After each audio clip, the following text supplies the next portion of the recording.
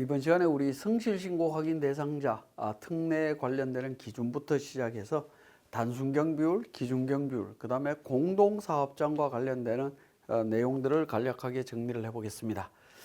자, 성실신고 관련해서는 사업 서비스업에 대한 부분은 3번 그룹으로 판정을 하도록 되어 있습니다. 앞에서 설명을 드렸지만 우리 사업 서비스업과 관련되는 부분에 있어서는 거의 대부분 다 전문 자격사 관련되는 쪽들입니다. 변호사, 회계사, 세무사, 변리사 뭐 이런 분들이죠. 이런 분들은 비록 2번, 1번 그룹에 분류가 된다 하더라도 3번 그룹으로 보겠다라는 거고요. 그렇게 이해를 해주시면 되겠고, 자, 그 다음에 내용을 한번 보시면 사업 서비스과 관련해서 변호사부터 업종들이 쭉 있습니다. 기술 지도사업이라든가 기술사, 감정평가사 뭐 이런 쪽들이 있는데, 자, 기술 지도사까지가 전문가 기술 서비스업 쪽에 들어가고요. 감정평가사는 부동산업이고, 손해사정인이나 통관업은 손해사정인은 금융보험업에 해당이 됩니다. 통관업은 운수 및 창고업에 해당이 되죠. 그러면 기장의무 판정할 때 그룹은 어떻게 되느냐 하면 감정평가사업까지가 3번 그룹에 해당이 되고요. 손해사정인은 2번 그룹으로 들어갑니다. 통관업과 관련되는 운수 및 창고업에 해당이 되는 경우에는 2번 그룹으로 간다라는 거죠. 그러니까 기장의무는 서로 다르다라는 겁니다. 그렇지만 성실신고를 따질 때는 3번 그룹으로 전부 다 가겠다라는 겁니다. 그러니까 세부적으로 업종별로 우리 표준산업분류와 연계해서 한번 내용들을 따져보면 이렇게 좀 달라지는 부분들이 있습니다. 기장의무하고 성실신고는 판단이 다를 수 있다라는 겁니다. 특히 요 손해사정인하고 통관업과 관련되는 부분은 주의해서 보실 필요가 있겠습니다. 자, 간편장부 대상자 적용 배제 업종도 한번 보시게 되면 배제 업종은 무조건 복식부기 의무자가 됩니다. 여기에 나와 있는 앞에서 방금 살펴봤던 사업 서비스 업종하고 비슷하게 생겼죠. 전문 자격사라고 보시면 되는데 변호사라든가 변리사, 회계사, 세무사, 경영지도사 뭐 이런 사람들입니다. 그리고 수의업, 약사, 약국 관련되는 쪽 있죠.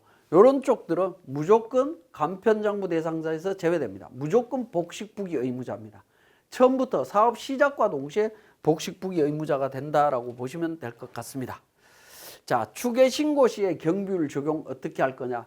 앞에서는 우리 이제 그러니까 간편장부 대상자와 복식부기 의무자를 구분했다라고 하면 모든 사업자가 간편장부나 복식장부에 의해서 신고하는 건 아니다라는 겁니다. 신고를 하지 않을 때 추계로 신고하게 되면 경비율을 적용을 해야 되는데 그 경비율과 관련되는 부분을 보시게 되면 그러니까 이렇게 볼 수 있습니다. 기준경비율과 단순경비율 적용과 관련되는 부분이 되겠는데, 자, 계속사업자의 경우에 경비율은 기본적으로 단순경비율을 적용할 때는 기업과 니은 모두 충족해야 된다라고 되어 있는데, 자, 우리 업종과 관련해서는 기본적으로 1번 그룹, 2번 그룹, 3번 그룹으로 되어 있었죠. 3번 그룹으로 되어 있었는데 4번 그룹을 하나 더 생각을 하실 필요가 있습니다. 이 4번 그룹이 뭐냐? 제가 개정세법 할 때 간략하게 말씀드리긴 했었는데, 이 부분이 수리 및 개인 서비스업과 관련되는 쪽에 있는 부분 중에 부가가치세법에 의한 인적 용역이 있습니다.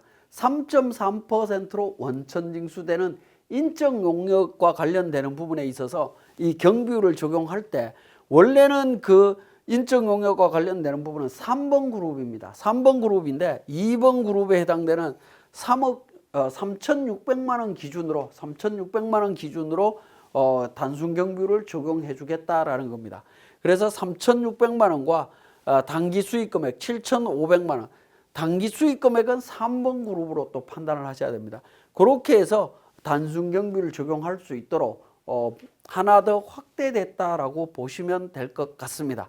그래서 단순 경비율 판단할 때는 전기 수익 금액과 단기 수익 금액도 같이 보셔야 되는데, 전기 수익 금액은 6천만 원, 3,600, 2,400 미만일 때 단순 경비율 적용이 되는데 또 한 가지는 뭐냐면 당해연도 수익 금액이 복식부기 의무자 수익 금액 이하여야 됩니다.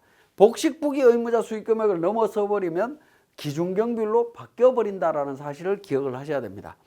자, 기업과 니은의 금액을 초과하게 되면 넘어가게 되면 기준경비율로 가게 되는데 디귿과 니은 중에 하나만, 둘 중에 하나만 충족하더라도 기준경비율이 적용이 된다라는 겁니다. 1번 그룹은 6천만 원 이상이거나 당해연도 수익금액이 3억 이상이고, 2번 그룹은 3,600 이상이고 그러니까 1억 5천 이상, 2,400 이상, 7,500만 원 이상.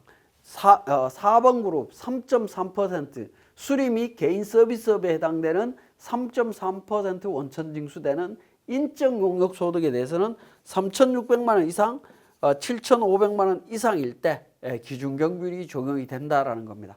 그래서 이 표를 잘 살펴보시는데 기본적으로 단순경비율인지 기준경비율인지는 우리 소득세 신고도움 서비스에서 홈택스에서 제공되는 자료 중에 신고도움 서비스에서 기본적으로 구분이 되어 있습니다.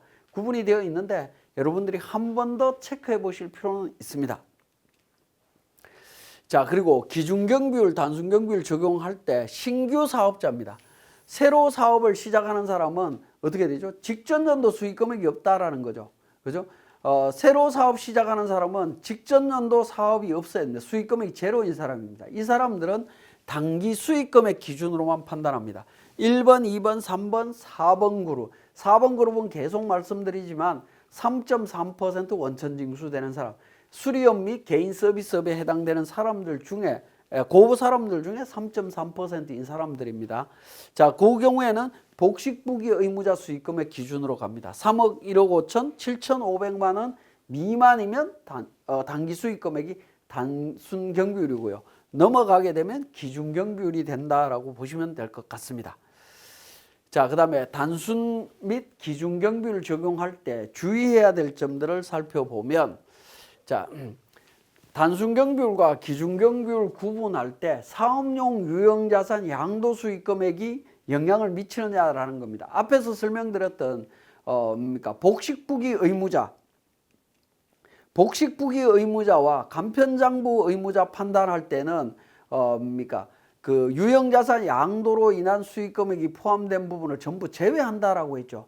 그렇지만 단순경비율이나 기준경비율을 계산할 때는 제외하지 않습니다. 포함되면 포함된 상태로, 제외되어 있으면 제외된 상태로 판단을 해주시면 됩니다. 자, 2022년도에 간편장부 대상자였다면 양도 수익금액은 제외되어 있을 거고요. 복식부기 의무자였다면 포함되어 있을 겁니다. 그 상태에서 23년도 추계 경비율인 기준경비율, 단순경비율 판단할 때는 제외되면 제외된 상태에서, 포함되어 있으면 포함된 상태에서 그냥 정리를 하시면 된다라는 겁니다. 자, 이 부분도 사례를 통해서 한번 보게 되면 직전 연도 수익금액, 유형자산 양도로 인해서 수익금액이 1,500만 원씩 있습니다. 마찬가지로 기타 수익금액 5천만 원씩 있다라는 거죠. 자, 복식부기 의무자였으면 직전 연도 수익금액이 6,500이 될 거고요. 간편장부 대상자는 제외되는 거니까 5천만 원이 될 겁니다. 자, 그러면 경비율 판정할 때는 복식부기 의무, 직전 연도에 복식부기 의무자였던 사람이 6,500 기준으로 해서 판단을 하다 보니까 도소매업은 6천만 원 기준이죠. 기준경비율 적용 대상자가 됩니다. 그런데 간편장부였던 사람은 당해연도에 어떻게 되죠? 1,500만 원에 대한 수익금액은 제외하고 판단하기 때문에 5천만 원이 되고 단순경비율이 적용이 된다라는 겁니다. 당해연도 수익금액이 2억 원이죠. 2억 원이기 때문에 복식부기 의무자 수익금액인 3억 원 미만이니까 그러니까 기준 충족으로 이렇게 판단을 하실 수가 있습니다. 자, 그 다음에 비과세 소득인 농가 부업 소득에 대해서 어떻게 될 거냐라는 부분입니다. 비과세 소득은 추계 신고할 때 경비율 적용 대상 수익금액 판정할 때 제외한다라고 보시면 되겠습니다.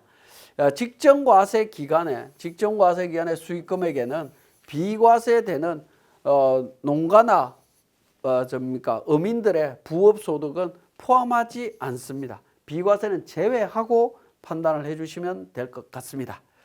자, 그 다음에 단순경비율 및 기준경비율 적용할 때 해당 연도 수익금액 범위가 단순경비율에는 총 수익금액에서 일자리 안정자금이 있습니다. 지원금 나오는 거 있죠? 그 부분 빼고 계산하도록 되어 있습니다. 빼고 계산하고요.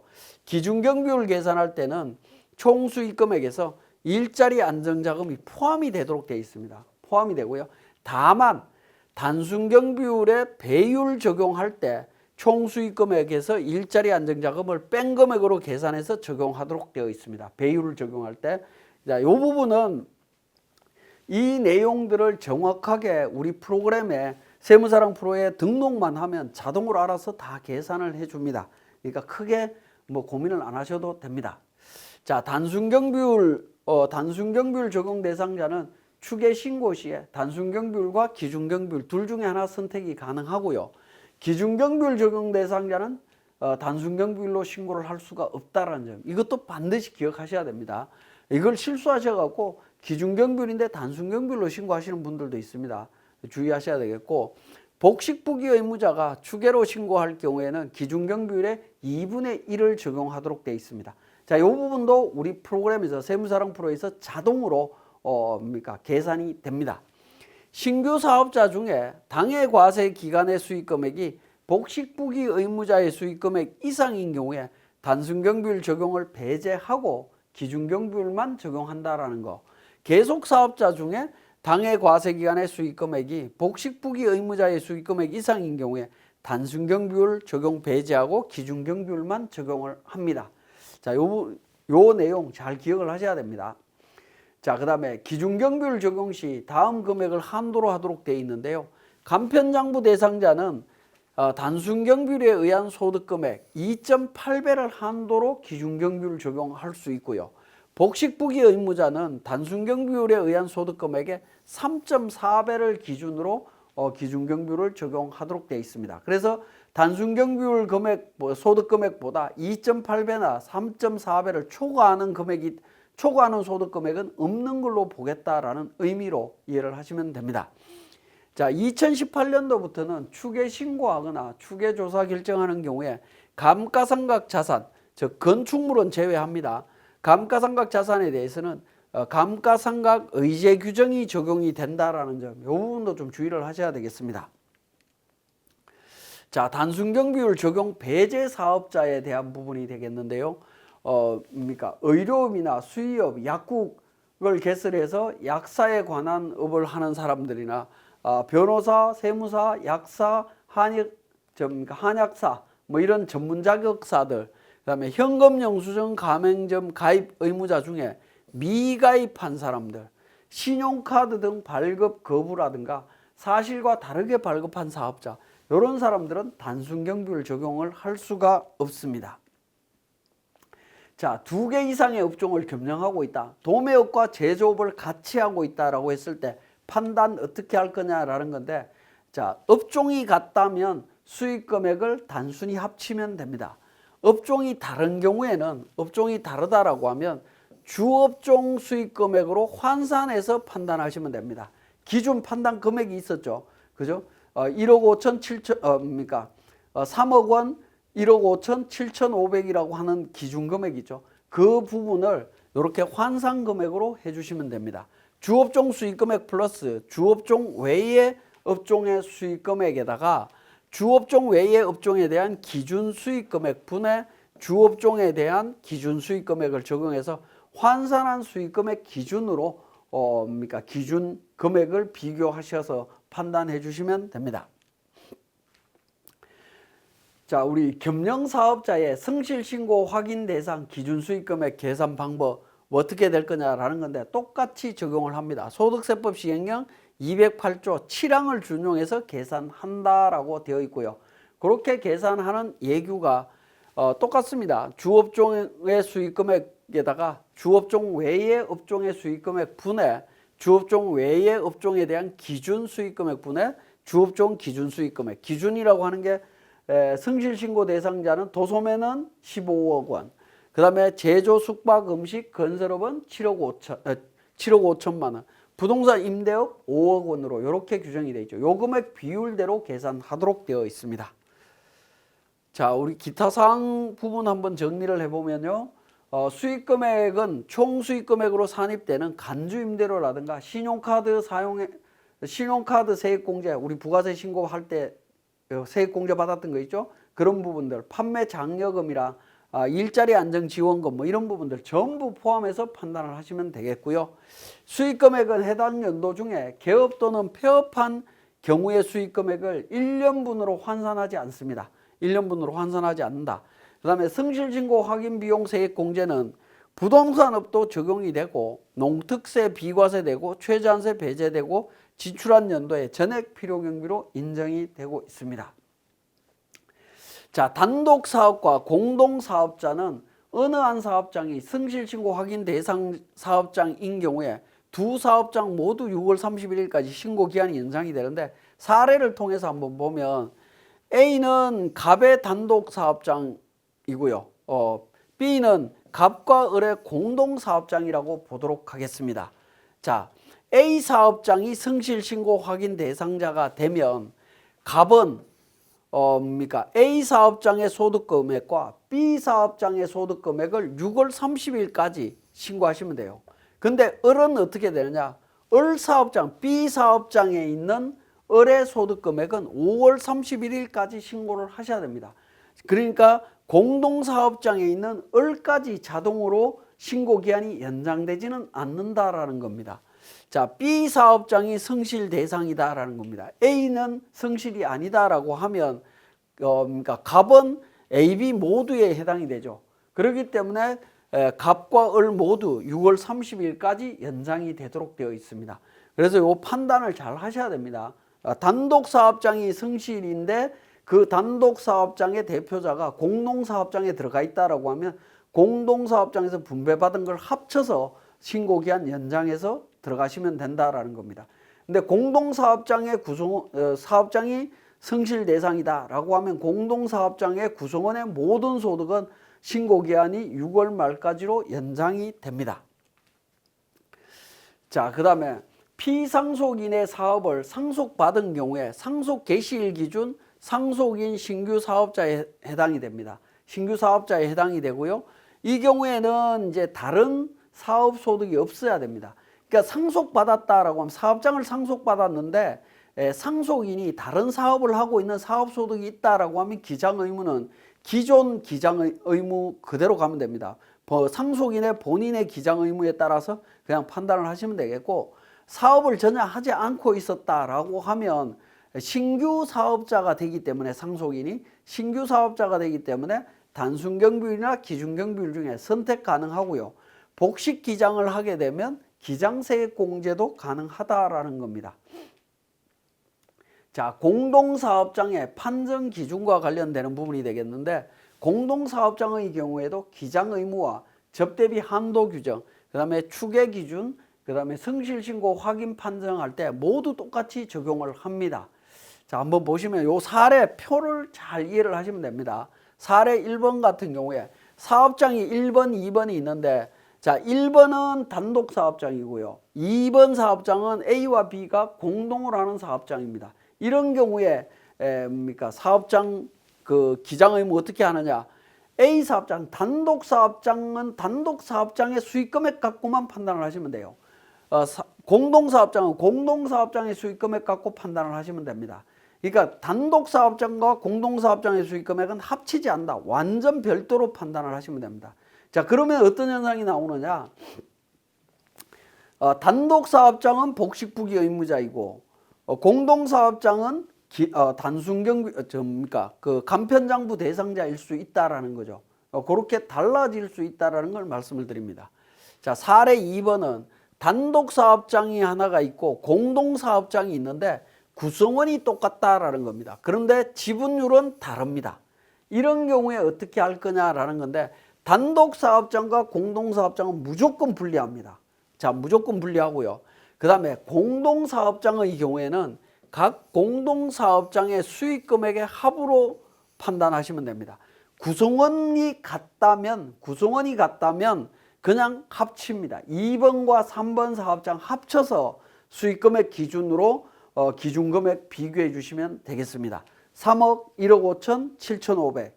그 다음에 15억 원, 7억 5천, 5억 원 기준 비교해 주시면 된다라는 겁니다.